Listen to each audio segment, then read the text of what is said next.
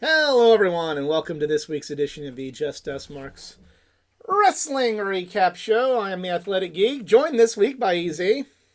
Hello. And yesterday was tired, so we're doing a Monday morning version of this. We're officially joining the morning show trend. Yeah. So real talk. When I had the mornings off at my job, part of the morning show trends is now like my virus scan goes on. Hang on now. There we go. I would do a lot of these videos in the mornings back then, and it wasn't bad, but it wasn't bad to do the videos that way, but in real life it just kind of sucked because you couldn't have as many people cooperate with you in the mornings as you can if you could in the afternoons. But to quote Taz, I digress. I'm drinking my lovely, I forget the brand name, but they're based out of Perryville, Missouri. My whiskey coffee. It's not like alcoholic coffee. It's just got like a whiskey marinade to it, so you got like a hint of that whiskey flavor in the bean. And that's pretty cool. Yeah, so if you don't want to drink alcohol, but you want to get a hint of whiskey, this is good coffee. Well, unfortunately, I don't drink coffee either. But you should. Coffee's a good vice.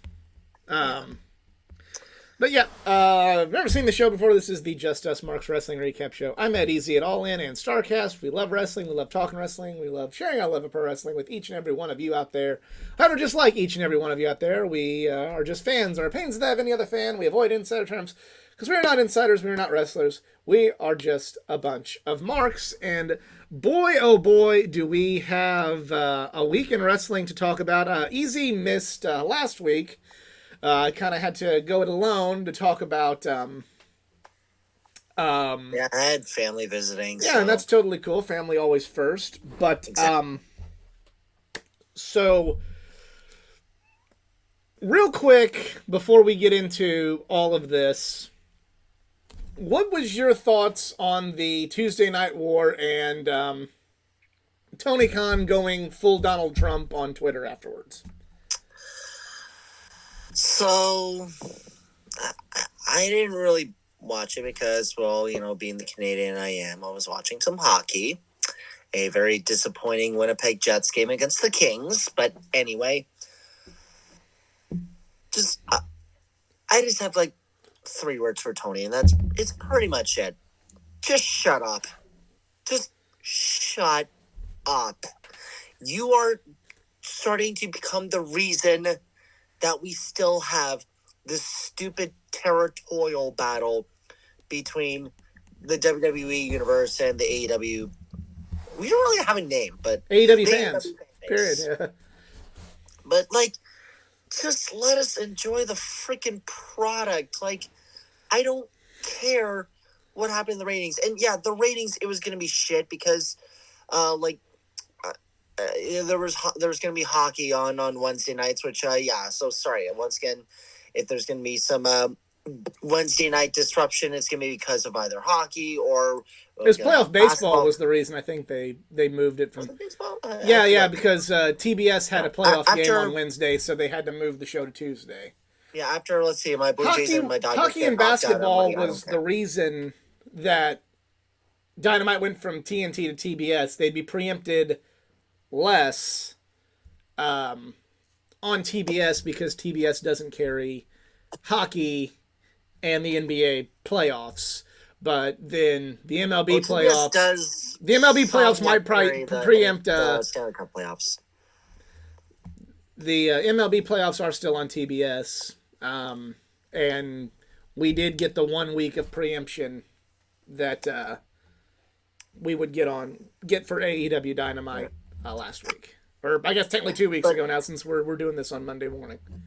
But still, though, stop already. Promote your product. No one gives a shit what's going on the other side.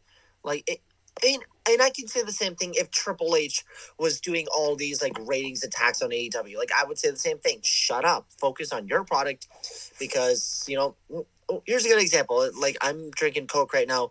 If there's a consistent like Twitter attacks from Coca-Cola to Pepsi and be like, oh yeah, you guys rebranded. Well, people are still drinking. It's like just stop already. Like no one gives a shit anymore. Like if there was like early, if there was like obviously the early days of AEW, like sure, because we had like the Wednesday night wars with NXT, you're always beating them in the ratings. But when there's those rare occasions when you are put on Tuesday or like Friday nights or whatever, well, Rampage is taped anyway, but still, on those rare occasions when you're on Tuesdays and you are competing with NXT, you know, sometimes like NXT might get the upper hand. In some cases, you got to accept that. And in this case, from last week, they had John Cena in his NXT debut. It was like, wow, okay then, because I actually did not see that coming. So, and it was good for them. But it's just, no one cares about it. Yeah, obviously, there's a certain demographic everyone in television targets is 18 to 49. But here's the thing. People are not necessarily watching TV as much as they do because everything's on streaming, and it's still difficult to know how many people are exactly watching on streaming. It's still important to get the number when you're trying to get a new TV deal because, you know, everybody on the AEW side of things last week was, you know, before the when they went head to head on Tuesday, everybody was all, the AEW fans were all like, oh, this is so petty.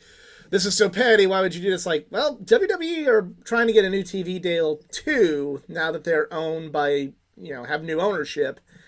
And a good rating for WWE NXT. WWE is going through their own little crap with Endeavor. So, and again, that's just stuff like, I don't know the context of it. Probably CJ does, or whatever research she does. Yeah, but kind of just to give you the casual business follower perspective on this. You know, they want to make themselves look good to networks as well. So if they're going to be forced to go head to head, they're going to do whatever they can to win the day and get as many people, whether it is using NXT talent, which the internet bubble says, well, they should have used the NXT talent. I don't understand. Why would you not want to do that? They're going to do whatever they can to get people. By the way, how did those NIL deals have turned out? It feels like an eternity. It's like we talked about there's a couple of them in NXT right now. Okay, all right. Yeah, there's some of those guys and gals that are in NXT right now. But anyway, if they're gonna do whatever it takes to win and have a good number for any show, especially when they could, you know, even if they didn't get 1 million viewers, if they did, not like AEW didn't embarrassingly lose, but AEW did pretty handily. If it were football, you know, they didn't get killed, but they lost by 2 touchdowns and a field goal. You know, like, okay, you know, you didn't embarrass yourselves, but you lost. You know, you know, if it were racing, like you came home 16th, you're on the lead lap and you came home in the, you know, the car in one piece, but you weren't a factor for the win. Yeah.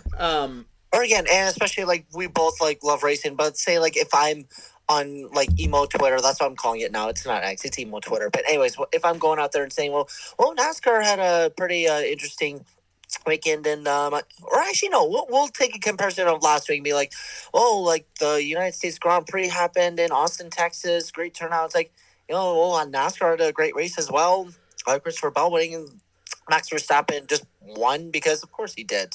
It would just be once again like the racing loyalists going after another. It's like, hey, well, F1 was here. It's like, I honestly didn't give a shit, nor did I even see much promotion about it. Actually, even on either side. To kind of take this back, yeah. The network executives that are worried about money. Like racing. The network executives that are worried about money, they aren't gonna. They don't care that. Oh my God, WWE had to bring in The Undertaker, John Cena, and Cody Rhodes to beat NXT, and they didn't even get 1 million. Lol. Business executives don't see that. They're gonna go, oh wow, you got this many. Man, you brought the rating up for that episode. Oh, and you had competition from somebody else. There you go.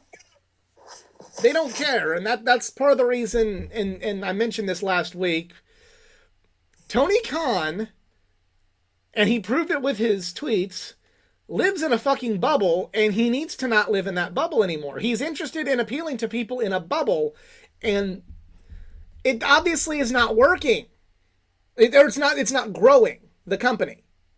You can have all your Twitter rah-rah retweet fucking You know, yeah, you didn't even get 1 million views. Yeah, man, your product's so trash. That's why people, stupid bullshit that you and the AEW,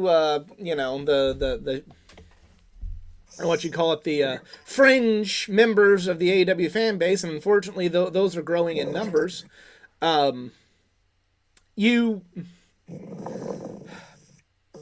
just you can say all that, but like clearly, like when Tony Khan was trying to go head to head with people that trying to go head to head with a show that was being promoted for people to gain viewers from outside his bubble, from outside the wrestling bubble, like, oh, John Cena. He said, I just need to get more people to watch in my bubble. And that's not going to work. I loved Eddie Kingston versus Minoru Suzuki on YouTube. How is that going to get any more fucking viewers? If somebody is going on YouTube to watch professional wrestling, especially to see two people I love, Eddie Kingston and Minoru Suzuki, if they're already on YouTube watching that, they're going to watch AEW over NXT no matter what. In most cases. That's not going to get, anybody new to check out AEW. That's going to get somebody who's going to watch AEW to watch YouTube first. It literally sounds like the early days of when What Culture had their own promotion company, and look how that turned out. Not saying the product was bad, but it's like when you have an entertainment company trying to create your own wrestling company, it's not all the kinks are going to work the first time. They're still cool for their time. Well, there's a lot of other things that went on there that was that led to that downfall. Yeah. It was a good thing for a while, but it was. Although I do love the fact that Simon Miller has more on about Impact later, but I love that he's going to wrestle on Impact Wrestling. He's like, oh yeah, good for him. Fun. Simon's a great guy, and I'm happy for all the success he has in wrestling. Yes. So now I'm like, Simon, come to AEW, just one night only, please. Nah, no. I'm not. I'd love to see him go to AEW or WWE, but I feel like Simon will be the first to tell you that he wants to get better before he gets to that level. And I'm not saying Simon's bad. I'm just saying baby steps. Baby steps to get to the level. And but there's nobody. Anybody with a heart's pulling for Simon Miller to be successful at pro wrestling. I will say that much. It's just stupid, but I wanted to get, a little banter about that because I had to talk about it by myself last week, but it's just, for all of the people that were okay with how Tony Khan acted and thinks that this is good and makes the AEW product looks better, you're part of the problem. But I think you like being part of the problem. I think the AEW fan base, especially this section of it, which I'm going to say probably makes up about a quarter, maybe half of the AEW fans, they like being able to go, we're better than everybody else. And they like, kind of going like, we get to be the bullies on the block now. They kind of have that sort of mentality about them. So, and it's not everybody. I met some wonderful AEW fans in Chicago, but the more and more I go to AEW shows, the more and more asshole fans I'm meeting, in addition to the good ones. When in September 2018, there were no asshole fans. Take that statement what you will. All right, so let's talk about Raw. This will really trigger some of those AEW fans. Start the show off with Sami Zayn. He addresses Kevin Owens being traded to SmackDown. It was a good segment, not a great segment, but And just a quick little fact, I know we aren't going to talk about SmackDown yet, but with Nick Aldis being the new GM for SmackDown, kind of indifferent about it, but more on that later.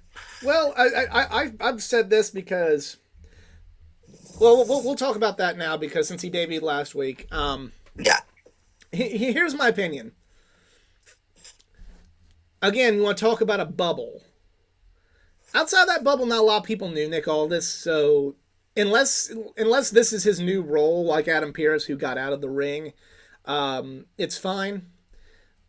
don't rule out the idea that this might lead to Nick Aldis going to wrestle again, because this has happened. Like this is like a way. Like this is how like Roddy Piper was brought in to be a manager way back in the day. You know, they were going to say like let's see if we can use let's bring you in this way, and then we'll have you wrestle once people get to a point to where they want to see you. So I don't want to say it's a tried and true formula, but it's a formula that has some success. So maybe put your pitchforks down. Maybe put your pitchforks down. And also, number two, hey, all you people that are mad, or that I'm seeing like all these influencers that are mad about Nick Aldis not wrestling right now, hey, aren't you the ones that said he wasn't a good wrestler to begin with? Like what? Like a lot of these popular influencers that are all like, "Oh, I can't believe WWE is not making Nick Aldis wrestle." Like, you used to say he was like mid. Like, why does anyone want to see Nick Aldis? He's a nice guy, but he's mid. That's like that's what I hear from half of y'all, probably more than half. Yeah. And now you're all butthurt because he's not wrestling on WWE. Could it have something to do with the fact that he's in WWE and now like you have the conundrum of, I want to act like I'm smart and, you know. Sorry, I got like spam callers all the time. Let's say that's not my phone. That's not me. Nope. But anyway, this is why I love subscribing to scammer YouTubers are just like wasting their times.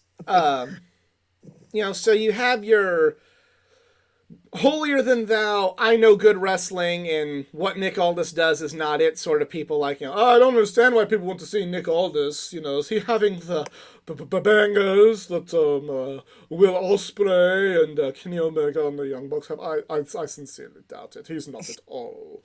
So you have those same fans that keep that, but with their, you know, oh, WWE did something that's not exactly what I would do. That's bad. So you have like this weird like, oh, well, what do you do to get, you know, to make it seem like you're smarter than everybody else? Do you go, WWE made a right call because Nick Aldis actually isn't that good? Or do you go, boo WWE, Nick Aldis is a great wrestler? Either way, you're going to contradict something that, you know, you've found your loyalty from here on the good old interwebs.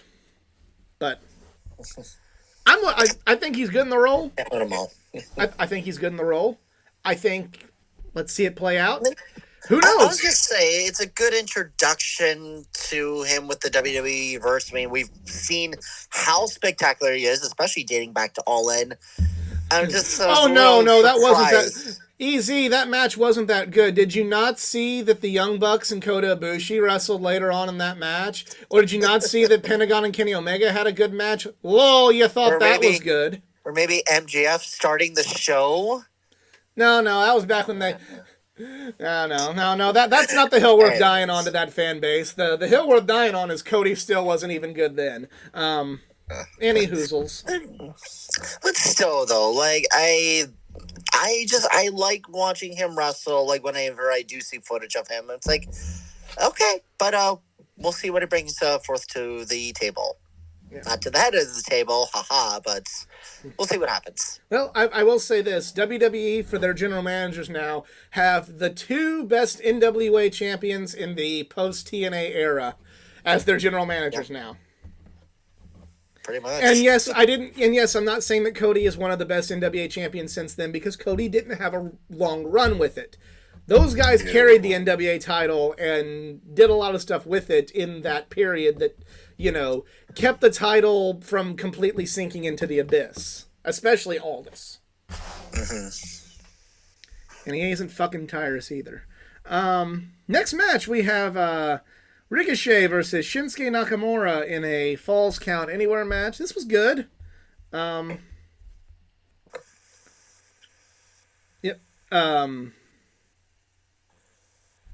Good match. Check it out. Natalya wrestled Piper Niven. Was okay. And a young fan got a little handsy on her. I saw that on Twitter. Yeah, it's unfortunate. Yeah. Drew McIntyre and Seth Rollins had an amazing back and forth promo. This was great. Yeah, this was really good. This was some of their best work. Check it out.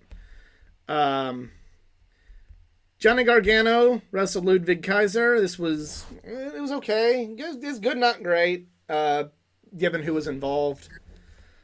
But they're building up to a Imperium versus DIY feud, so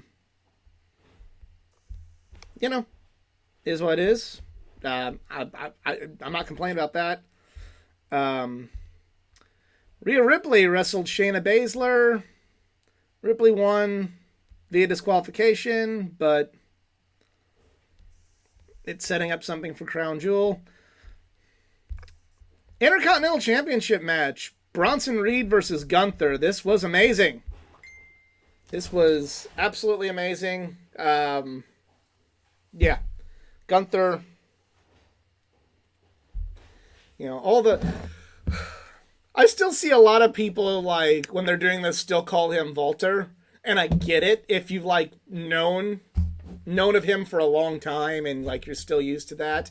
But, like, if you still call him Walter now, it's kind of like some sort of, like, I'm smarter, I'm better than you, or, oh, whatever. It's like, you're really kind of coming across kind of stupid because, while, yes, Walter was great in NXT and on the indie scene, he's ran with this name and done still some of his best work and become, under this name, arguably the greatest Intercontinental Champion of all time. Not arguably the longest reigning, so yeah, you're just kind of making yourself look stupid there. You kind of like making yourself look like you're making yourself look like you want to come across smarter than other people, but really you're coming across as just like kind of an idiot. But still, great match. Yeah, Gunther having the run of his life right now. And I'm including the Walter days in the run of his life, too. Main event, undisputed WWE Tag Team Championship. Cody Rhodes and Jey Uso versus the Judgment Day. It was a really good match, but Jimmy Uso came out and cost Jey and Cody the tag belts, which means, unfortunately, no more press conferences that... Jey and Cody were previously unaware of, so they went to the bus and had some alcohol to where they... That's like... Their press conference after Fastlane was like the opposite of Brawl Out in the sense like it was a train wreck, but like it was a good train wreck. But Balor and Priest are back to being the tag champions, and... Because the Judgment Day is fine. Well, I mean, I wonder. I will say, you can sense tension. Well, like no. Well, it. I'm kind of looking at it from the other perspective of Cody and Jey won the tag belts, but in like the 10 days they held the tag belts, they defended it 3 times, which is cool. Yeah. On TV, I'm not counting like house shows. And then, but I do think at the end of the day, they gave them the belts just to put Cody on SmackDown one time to do a face-off with Roman Reigns one time to maybe still go like, don't forget about this. It may still happen, you guys. So. Yeah. Just on a quick side note, because I was seeing this from a WWE top 10 on like the loudest reactions from stare downs and guys, do you know what a loud reaction is? Because when I was watching that countdown, there was literally only one stare down that had a loud reaction. And sorry for the listeners here. And it was from Rock and Hogan. That was the only loud reaction. Okay, I was about to say, like, look, I hate Hulk Hogan, but please don't tell me you don't think that was a loud reaction. No, I said that is a loud reaction. I'm just saying, WWE, do you know what a loud reaction is? Because the rest of the videos, they really didn't seem that loud or incredibly hyperactive. Rock and Hogan, that was a great reaction. Unfortunately, that was number 2, whereas number 1 was Triple H and Undertaker stare down, and then they both look at the WrestleMania 28 sign, and like, that's a reaction? What? Yeah, that was... What? I hate Like, if Hulk that Hogan. was I cannot yes, stand but Hulk Hogan, but Hogan Rock was probably some of the best reactions in crowd reactions actually, in wrestling history. I'm honestly more amazed that Hogan Andre wasn't on there. They had a stare down before the match even started. Like, you hear irresistible force, we see a movable object. They have like a little stare down. I Like, don't you know. hear that loud reaction in the Silver Dome. Yeah. Again, just that was a quick side note on please understand the term stare downs and loud reaction. Far as how I felt about Monday Night Raw, I think it was a B show. Like an overall grade of a B, maybe B plus. It was good. A lot of great action. I might even go so far as to go A minus because there was a lot of the matches were really good. The promos were good. Like it was a solid show. I think I will go A minus on this one. And now we go to SmackDown.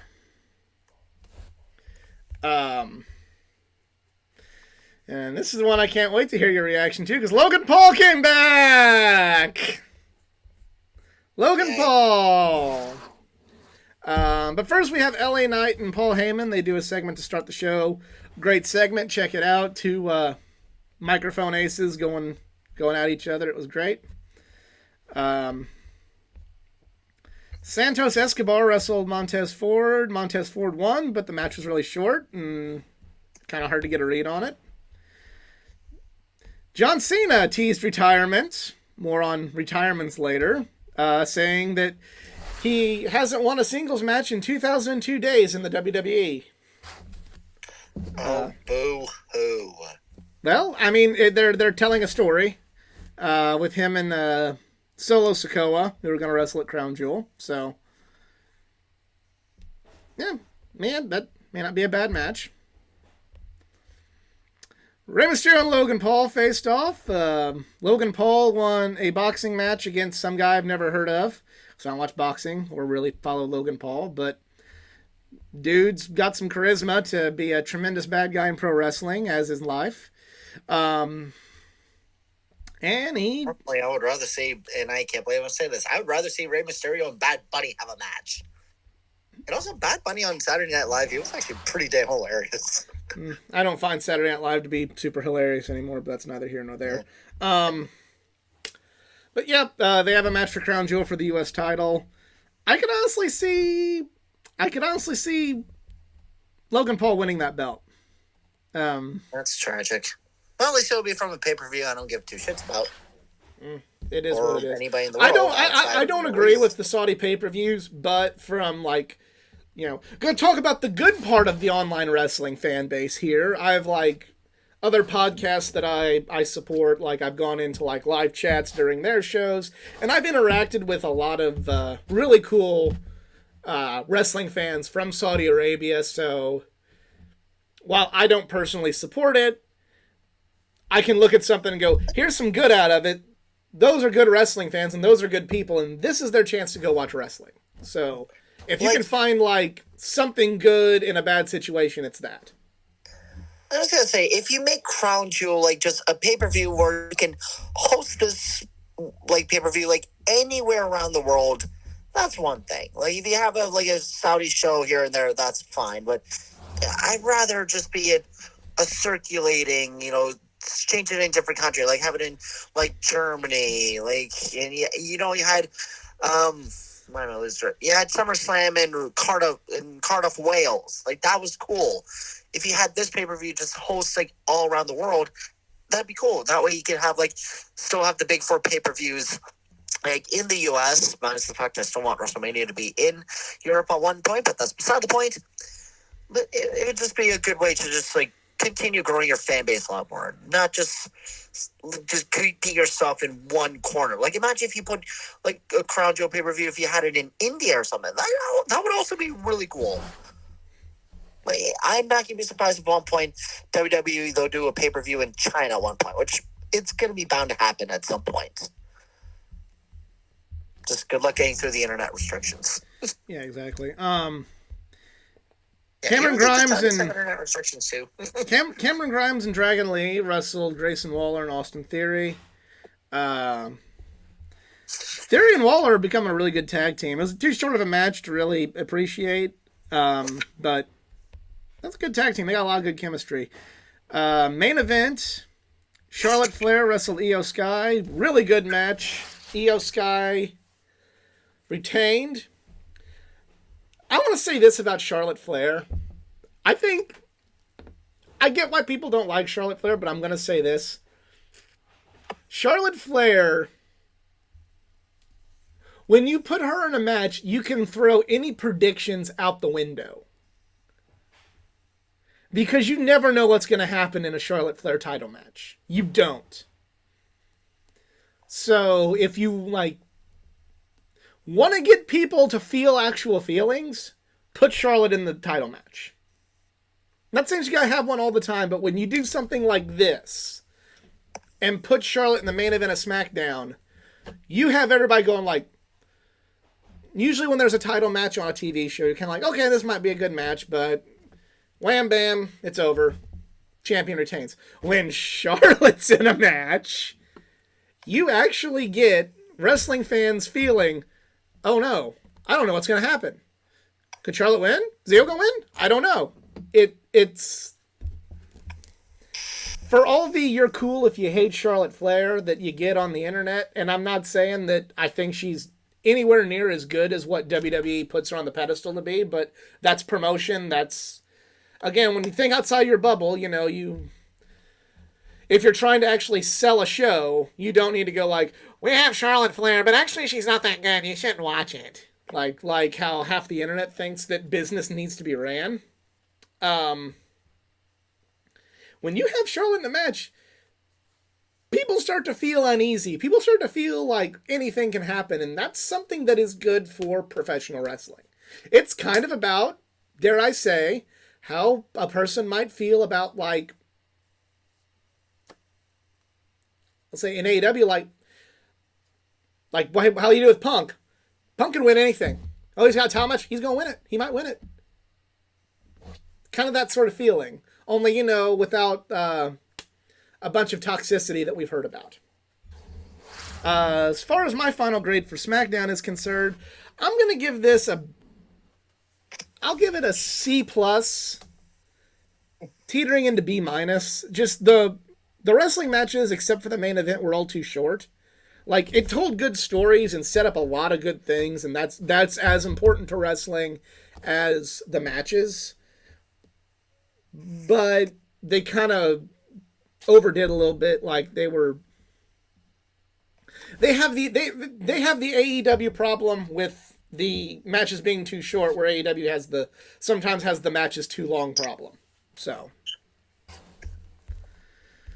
all right. Now we light the fuse and bring the boom and talk about Dynamite. Penta El Zero Miedo wrestled Tofu this week. It was a decent match. They were able to make Tofu taste really good. Penta was. I did like the opening contest. That was entertaining. Yeah. Tofu ended up beating Pentagon. And, setting up what's going to be the match with Tofu trying to win the Triple B for real at Full Gear. But yeah. We had a world title eliminator match. Hikaru Shida wrestling her trainer, Emi Sakura.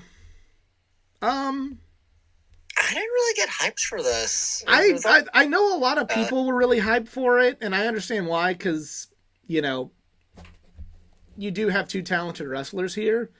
Oh, big time. But I get hyped for it. That's the problem. It just, it was a good match. I'm not going to say it wasn't, but I guess I just kind of... I'm not knocking anybody that was excited for this match. I'm not knocking anybody that enjoyed this match because it was an enjoyable match. Don't misconstrue this. But I think I was reading everybody who was really excited, and that kind of excitement bled onto me. And then I kind of had a hype for the match, and then as good as the match was, after reading all about it, it didn't live up to that hype. It was still very good, but I guess I just kind of given people involved and given the ladies involved, given um what'd you say, like just how excited everything I was reading about the match was. I guess I got a good match out of it when I was expecting like a great match out of it. And that I'm not trying to be an asshole. I'm not trying to knock how good the match was, but it's just it was kind of like a, you know, sometimes dream matches just get too high of a standard, and I think this was a victim of that. I think this match was a very big victim of that. Oh, more about the definition of dream match later. All right. Wardlow beat up Ryan Nemeth and had MJF taped on his. I want to put this out there.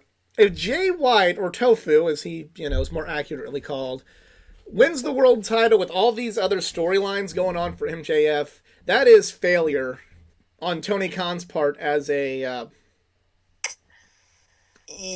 I thought that was teased way too soon. Like, maybe wait until after Full Gear. Yeah, you're if MJF wins, it's fine. Yeah. But if MJF loses, this was kind of like, so you set that up for nothing? The fuck is your problem? I think we all said it from the start that when MJF won the world title, that like it should be Wardlow to like just defeat him. I think at this point, if they would have kept now, a year and a half ago when Wardlow was hot after beating MJF, absolutely that could have been a good thing. With how they fucked Wardlow up, you can't do it now. Wardlow's like hasn't been on TV in a while, and he has cooled off significantly. I don't think it should be Wardlow anymore. Had they kept the momentum going with Wardlow, absolutely, it would have been a great idea. Another thing. Was it injury, or why the hell was he off television? I'm not sure. I'm not sure. That's really odd. Yeah. Kenny Omega defeated Kyle Fletcher. Callis berated Kyle Fletcher for losing. Still a really good match. Match of the night. Lance Archer. Think about another guy's been offered to. Yeah, there you go. And he just wins a very strong match with a short one. Then we have. And also on a note that I loved how Justin Roberts saying throwing his opponent down the ring. It's like it's just beautiful. This is what I love Lance Archer so much. It's just you love watching the destruction. Yeah. Similar to like people watching, Wardlow doing like the Symphony Power Bombs. Like you just love when Lance Archer's just looked like he's going to kill somebody on live television. You can thank that piece of shit Cody Rhodes for the reason why Lance Archer's not doing as much. Yeah. I'm sure Cody Rhodes went back there and buried him completely. It's all Cody Rhodes' fault. Never mind the fact that they could have done many other things. It's all Cody's fault! I can actually see Lance Archer, hopefully, please, be the next TNT champion. Not after Christian Cage, well, not him defeating Christian Cage, but at some point, put the TNT belt on Archer. There was a segment with Nick Wayne being angry with his mother that was kind of awkward. I wanted to like this, I really did, but it just kind of turned out very awkward. It literally looked like I was watching a Dr. Phil segment with JR being Dr. Phil. And just... I was like, what am I watching? Yeah, I guess I like what they're doing, and I really wanted to like this segment, but it was just, it wasn't... I don't know, it didn't hit. There comes a point where... it just didn't hit. There comes a point where it's like, if you bring actual family members involved to a segment, it could work. I mean, that really was his mother. I don't know, what else they could have done. Yeah. Like, when we have, Trent coming out and Sue has bringing it up, that's awesome. Because Sue's awesome. But she's not involved in any storylines, and let's keep it that way. She doesn't need to be. She's just there with that cool little soccer mom band. That's it. Whereas this, I'm like, um, this is weird. Even though Darby, attacking Christian and Nick Wayne, which I'm starting to like look at the fact that I think like Nick Wayne is supposed to be the jobber of the trio group here. Well, he's new. He's young. He hasn't done anything. I know. Like that. It would make sense that he would be the one that would be kind of taking the shit because Christian Cage, veteran, legend, fucking Luchasaurus, veteran, former tag team champion. Nick Wayne, 18-year-old kid. Yeah, of course he's going to be the greenhorn for a while. And Luchasaurus, a former TNT champion, but don't tell Christian Cage that.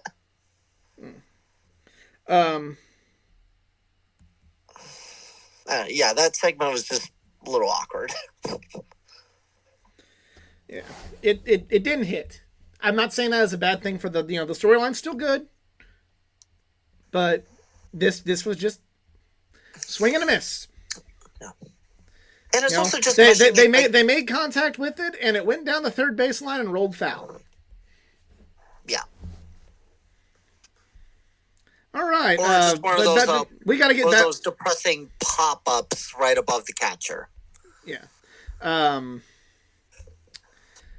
We have a segment with Sting. It's a really good segment, and he says at Revolution 2024, he will wrestle his last match.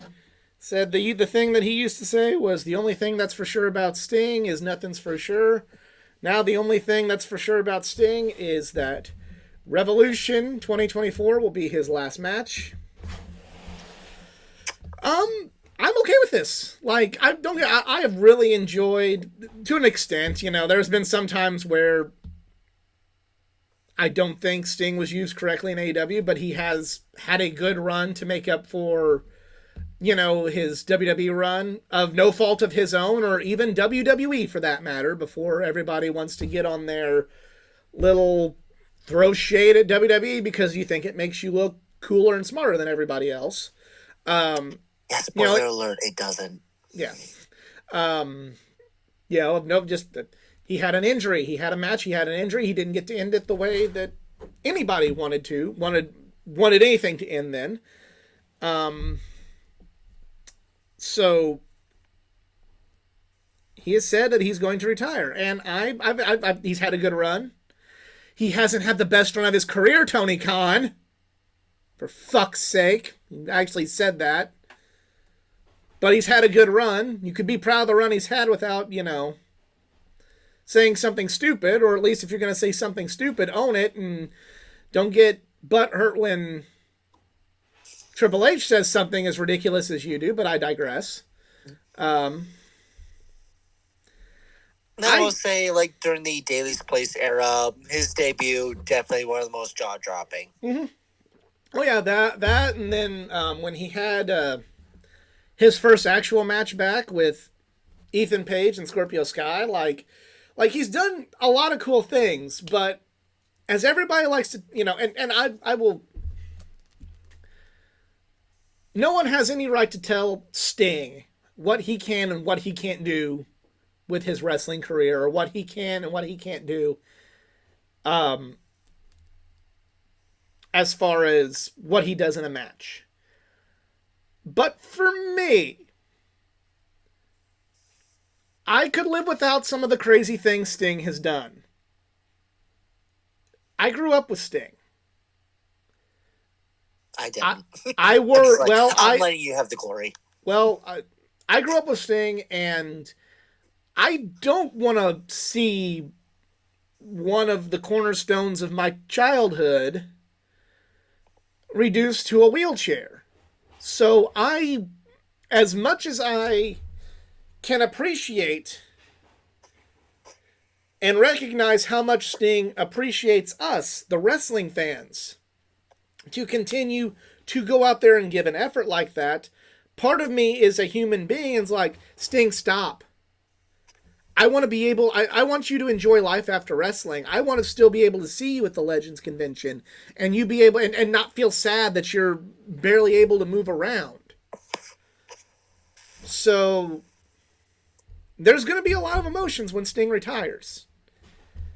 And, I'm gonna be sad that something that, a person, granted it was on and off again, but somebody that has been part of my wrestling life, you know, since I started watching wrestling, the shit, probably the last remaining remnant of being a wrestling fan in grade school is him and Jericho, I guess. One of the last remaining remnants of watching wrestling in grade school, it is finally retiring. Like, there's going to be some sadness. But for me, someone who, watched Sting in WCW, or, going that far back, there's also going to be a tremendous sense of relief that Sting is calling it a career, because I am terrified every time I see him go to the top of the fucking entryway, or climb that ladder, or take that fucking bump to the outside of the ring through a table and bust his teeth out. That scares me. And I don't like that. So, not going to tell Sting how to do wrestling, because no one on any platform of anywhere, be it, has earned that right. Mm-hmm. But I will say that I'm going to, if he can make it through his retirement with his health intact, make it to where I can go to, a Legends convention with Sting and be able to see him and not feel and feel like I'm talking to an able-bodied man and not a broken man. Which, when you go to those Legends conventions, there's a lot of those men. There's men and women. You see how hard it is for them to walk, and it makes you sad. If I can not feel sad when I see Sting, I'm going to be I will be great. That will make me feel a tremendous amount of relief. And the movie The Wrestler definitely showed a lot of that. Oh, that was very accurate. I mean, it's. I went to a Legends convention in May, and it was, there were some Legends there that were doing really well, and they were moving around, and they were fun, and there wasn't anybody who wasn't a nice person, but you saw some of those guys, and you're like, good Lord. Like, you feel awful. Like, what happened? Buff Bagwell's a nice guy, but I look at his body now, I'm like, well, that's what happens when you abuse drugs and steroids. He was a nice guy, but damn. Dynamite dozen Battle Royal winner to face MJF.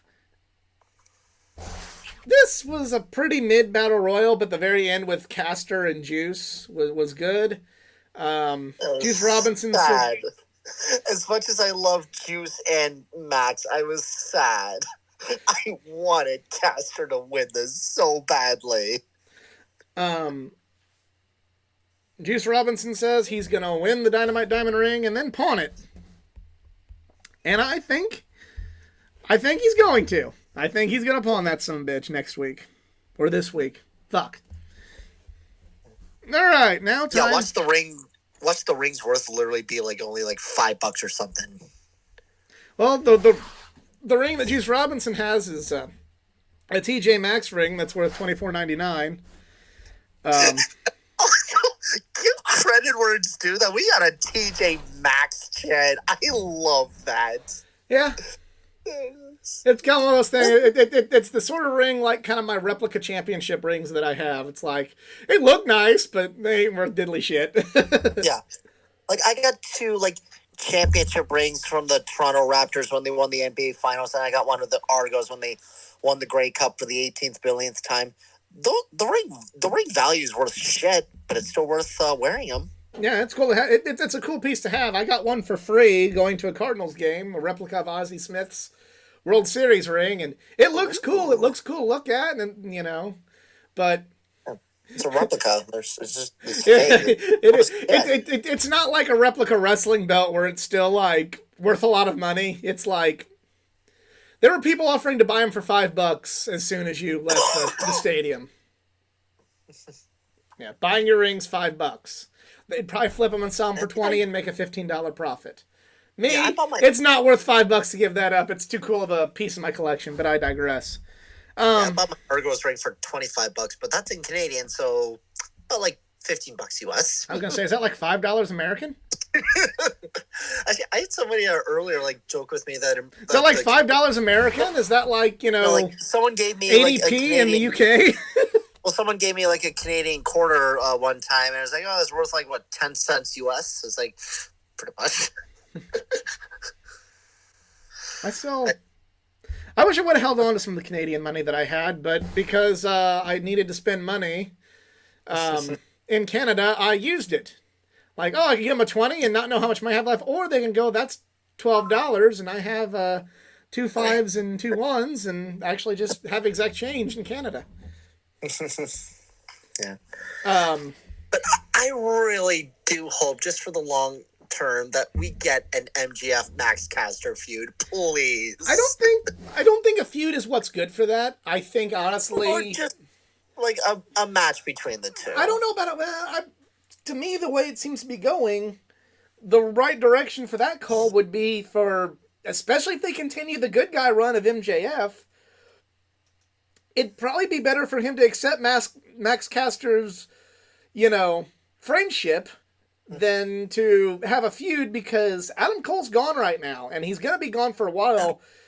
Him actually, like, having the Acclaimed, or at least Max at first, and then maybe through, some convincing, essentially stealing the Jey Uso to Raw storyline, but it's even if they do, that's like a generic storyline anybody can do. So like if AEW does it, they're just following a blueprint of story, not just recently it was done with Jey Uso, but they're not stealing from WWE.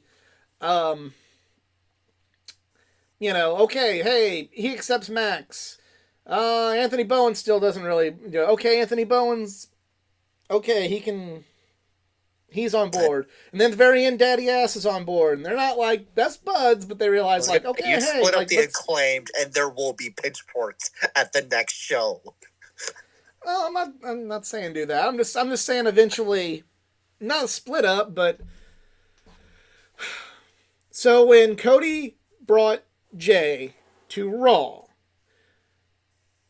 people were mad at Cody because Jey Uso was quite the son of a bitch as part of the bloodline. And Jey Uso screwed over a lot of people when he was with the bloodline. So, Cody's like, he deserves this. Sami Zayn was the first person to be like, hey guys, like, I know Jay.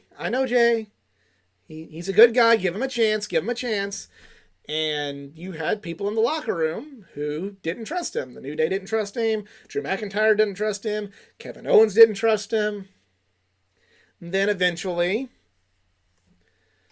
Owens and Zayn wrestled Cody and Jay for the tag belts. And because they wrestled a straight-up clean match where Jay didn't do anything nefarious to retain the titles, that convinced Kevin Owens, oh, hey, I guess Jay has changed.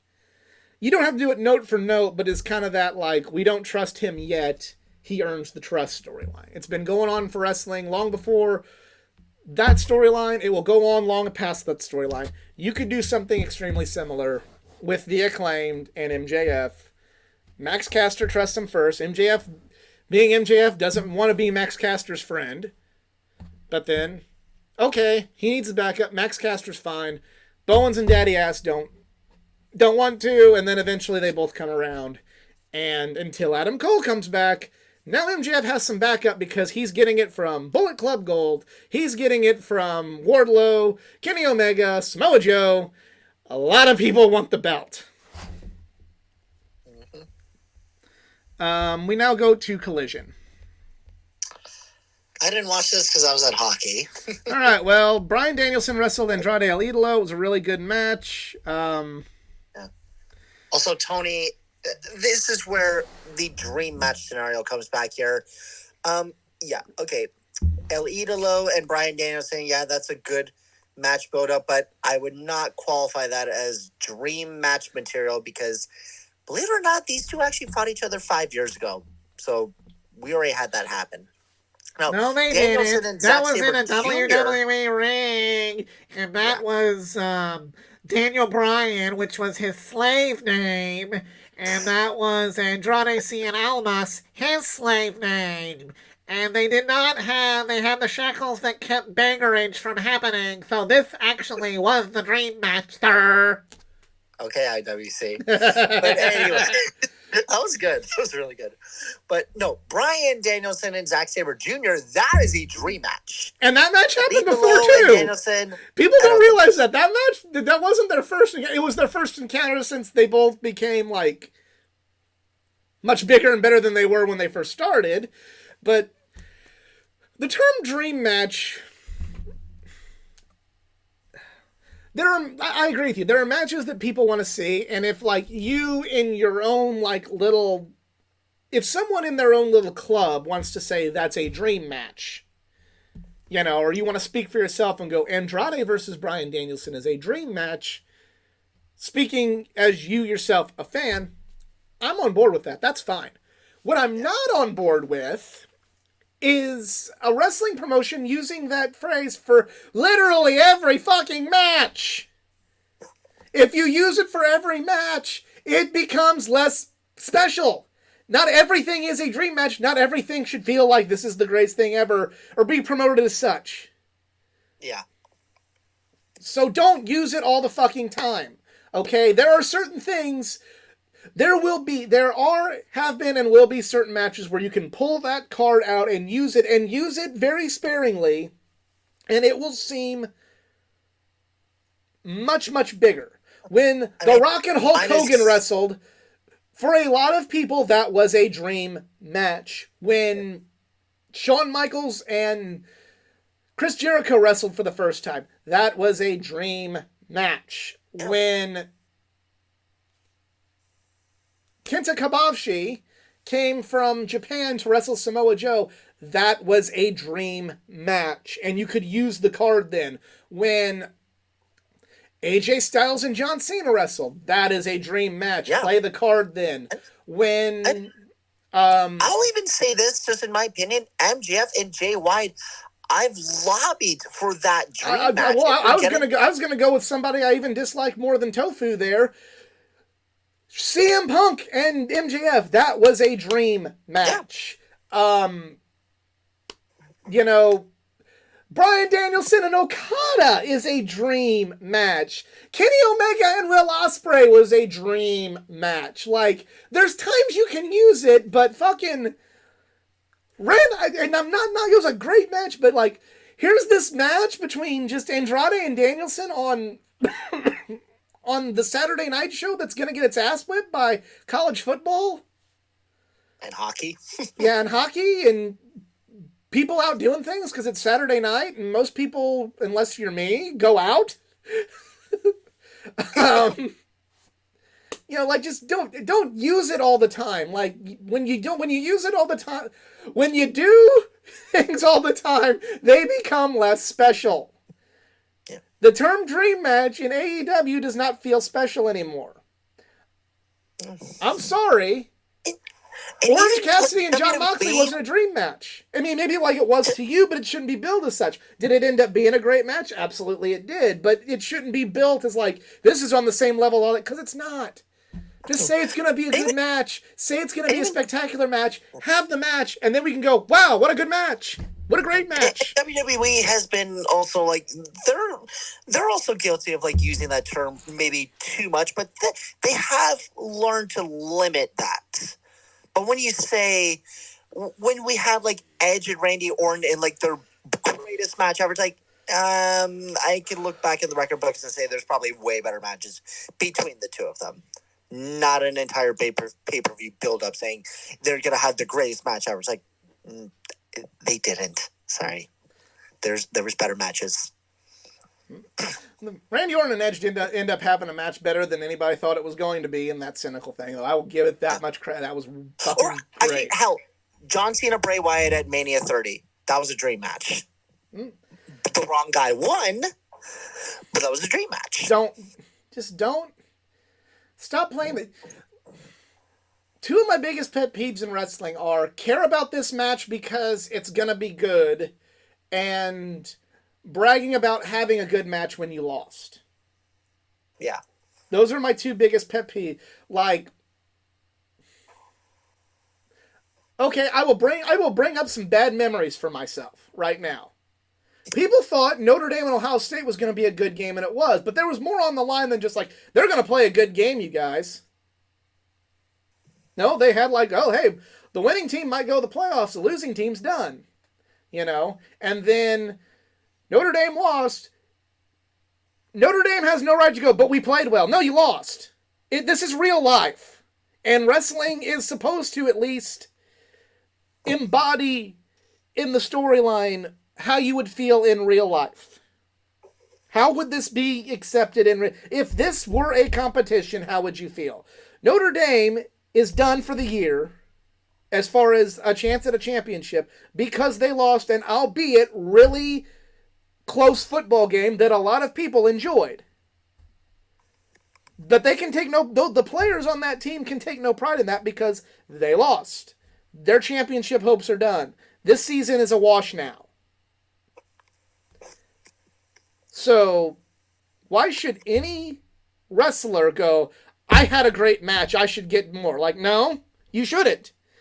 Like, amongst yourselves and amongst the fans, you can go like, yes, now you could maybe start doing better storylines with so-and-so because they prove they can have good matches. But in the story, don't ever say, well, I wrestled a good match and lose means anything. You lost! You did not win! It doesn't matter how close you were, you lost! You can take pride in the fact that you didn't look like a complete and utter suck-ass out there, but you did not win! Alright, moving on. Yeah. We had to get that out of the way. Sky Blue wrestled Hollywood Haley. Sky Blue got the mist, and she's starting to act evil. So, it was just a continuation of storyline, so that's cool. Guns and the Outrunners. So you basically have two, for lack of a better term, squashes. I don't have a problem with AEW doing that, but they're like really going for a company that like bases their self-worth on the bangers. They're going to that well a lot, and I'm not sure how I feel about it. I mean, like, I'm fine because it builds up character and it builds up story. Like, I'm okay with that logic.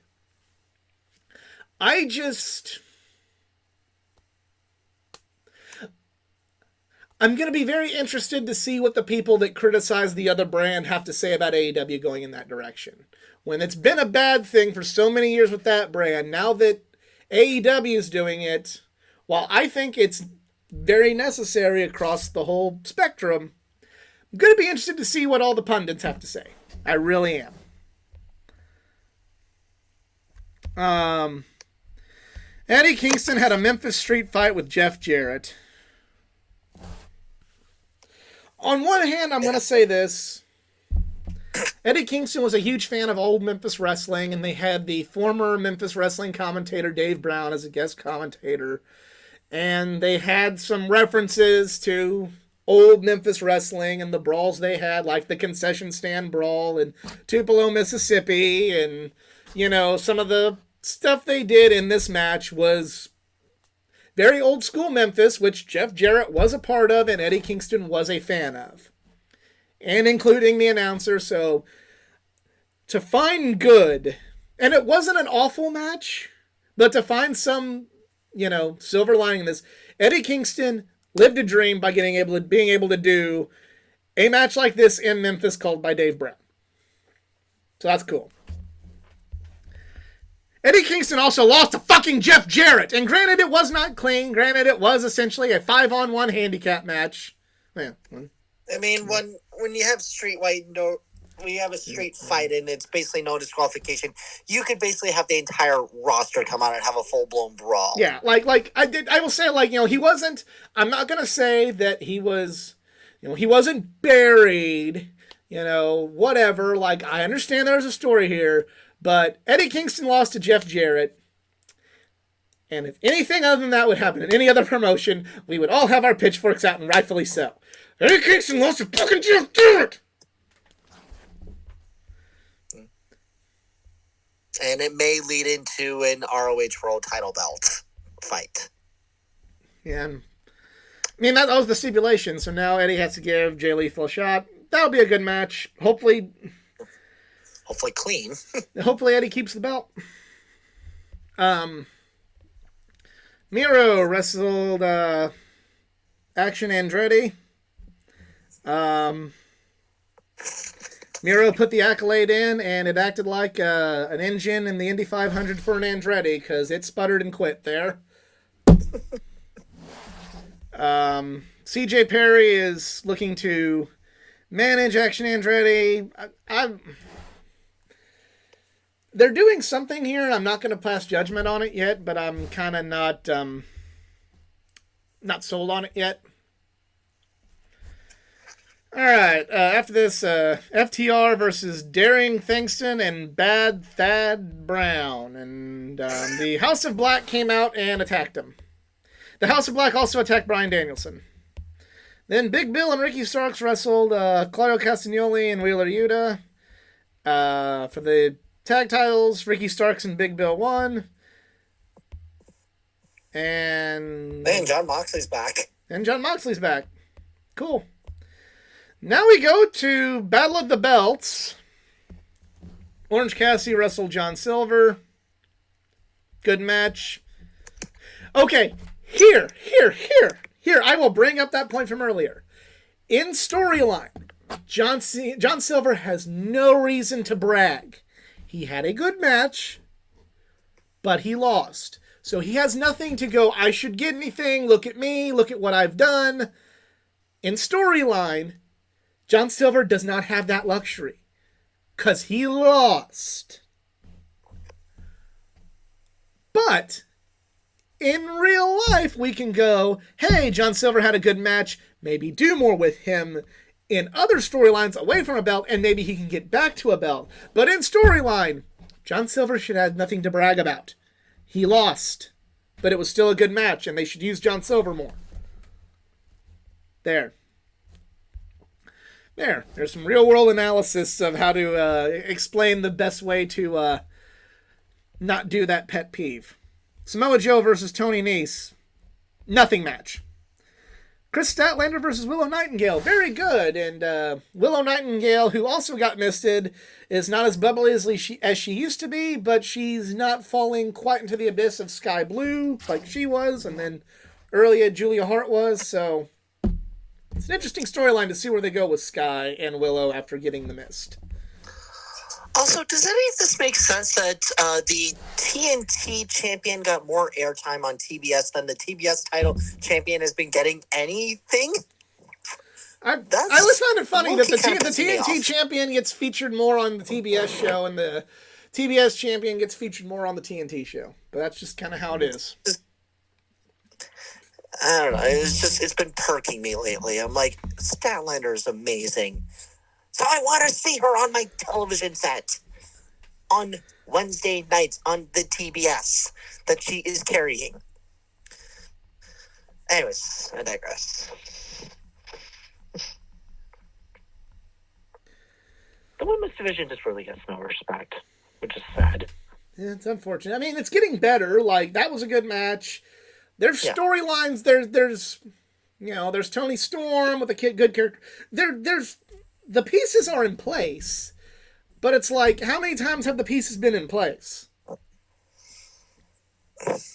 many times have the pieces been in place? Dealt the best hand in poker, but you don't know how to play the cards. I mean, I won't say the best hand, but like you have, or decent hand. Let's say decent hand. You don't have a full house. You have like you have a full house. You got 3 aces. You have a 2 pair kings and queens, or you have a straight. Like, you have some good hands. You've been getting good ones, but you've